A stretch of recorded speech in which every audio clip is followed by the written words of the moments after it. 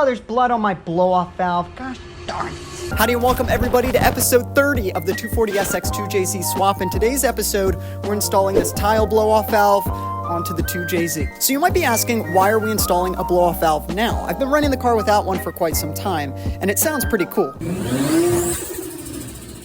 So I'll go ahead and show you the reason why we're installing it. So the problem is that we have this PCV hose right here. It's pulling a vacuum on the engine because it's connected to the intake pipe for the turbo. And when we let off of the throttle, obviously the charge pipes right here, they still have boost in them. And it is allowing all of that boost to come back out the intake for the turbo. And what that's doing is it's essentially shooting a bunch of pressure into the engine, which is not good. And the way I know that is because I hooked up a pressure sensor to this vacuum line. I spliced it in line. We saw a huge pressure spike in the engine once I got off throttle, so that was no good. And it's also shooting oil and gas vapors and stuff like that that's coming through this line out of the air filter right here. So that was no good. So after our track session, I was able to see a bunch of oil on this pre-filter here, which is not very epic. So this blow-off valve should mitigate that. It should also help not have all of this back pressure being loaded into the engine, which is obviously no good for the seals and stuff like that. So yeah, that is the reason why we're doing this. So here we are on the intake side of the engine. You can see we have our charge pipe coming up into the intake manifold, throttle body, this whole situation right here. My ideal situation is if we can pop the blow-off valve right under here. There's some room under the charge pipe. We can just have the flange go right there. So what I'm going to go ahead and do, go grab a Sharpie marker, throw an X onto this charge pipe where they're going to weld the flange on, the weld shop, and then we're just going to take this bad boy off and get it fabbed up there. So let's go ahead and do that.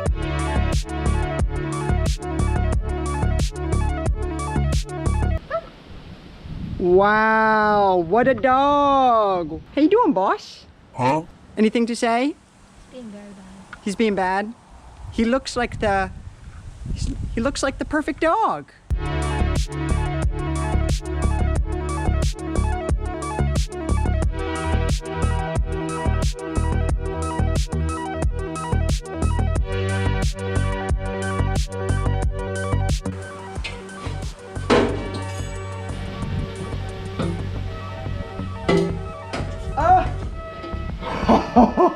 We got it, boys!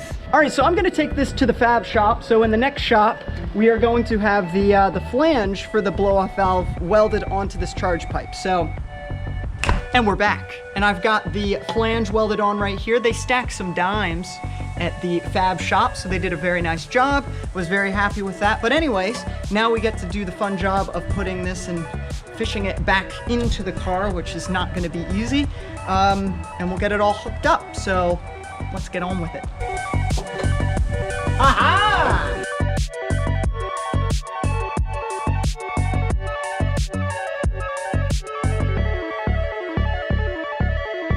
Okay, it took me forever to put this back in, but it's finally back in place, and we can finally install our beautiful Tial 50mm Sport Q blow-off valve. So I just want to note that before I went ahead and bought the blow-off valve, I had to do a bit of legwork because there is a spring in here, and depending on which spring rate you decide to buy, it will determine when the blow-off valve decides it wants to open.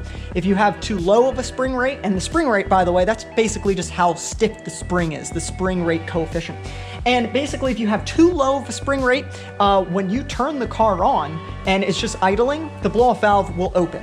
And if it's too high, that means that the blow-off valve won't open at all, and you'll just get compressor surge like I was getting initially. So that means that this is kind of irrelevant and not helpful at all. So you have to find the perfect kind of in-between so that the blow-off valve stays closed when it's idling and it opens under boost conditions when you're off throttle. So anyway, to do that, you basically just have to have a pressure sensor in the intake manifold, which is, for me, that's my map sensor, and I can read that through the Haltech computer software.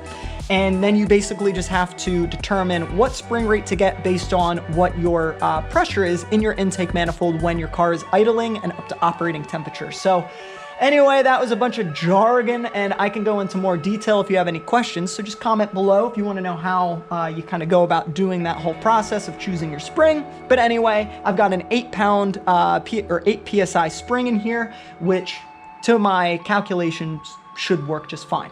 So anyway, I'm gonna go ahead and pop this bad boy in. It comes with this O-ring that fits over, you can't really see it, but it fits on the flange down there. And then you tighten this whole assembly down with a V-band clamp. So I'm gonna go ahead and do that now. All right, this is a very tedious operation here. It's a very tedious operation. Oh, I have seem to have hurt myself. Oh, there's blood on my blow-off valve. Gosh darn it.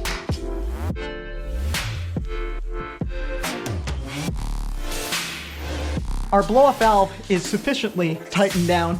I'm gonna go get our 6mm vacuum tube, and lucky enough, I have a port right here on the intake manifold that we can just tap right into. It has a cap on it, so we'll just undo that, and we'll get this business hooked up and plumbed.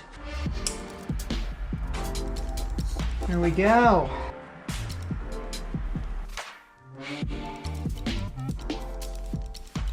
All right, so it's pretty late, but I have the blow-off valve mounted and plumbed, so that's all good to go. So I'm gonna start up the car, check for leaks, and then take it for a spin, and we'll see how it sounds.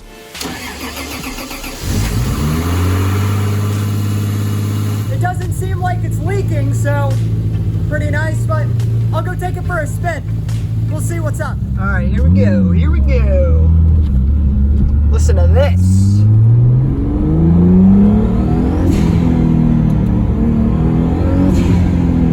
Oh yeah, you hear that? You hear that bad boy right there? That's so exciting.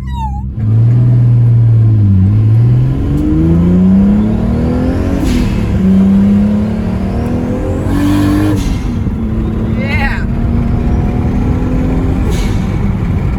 Sounds like a Fast and Furious movie. Oh. Well guys, just got back from our little night cruise out there, and this thing it's awesome. The blow-off valve works perfectly. I think the spring rate is just right, and it makes really cool, you know, psh noises. So you can't really ask for more than that. But I know, kind of a chill, short episode, but just wanted to document the little things that get done on the car. The next big thing is going to be at the back there. We're going to throw in the LSD, the OS Geigen LSD that we have for this thing. So that is very exciting. And if I take you to the back of the car, you may notice this bad boy. That's going to be a future episode. That is the Type X wing that I picked up for this bad boy, along with up there the Type X, the genuine Type X front bumper and all of the kit that goes with it. So anyway, a lot to come for this car. Even the color is going to get changed at some point here. So anyway, that's it. I really appreciate you guys for sticking around, and yeah, we will catch you in the next video. Peace out, guys.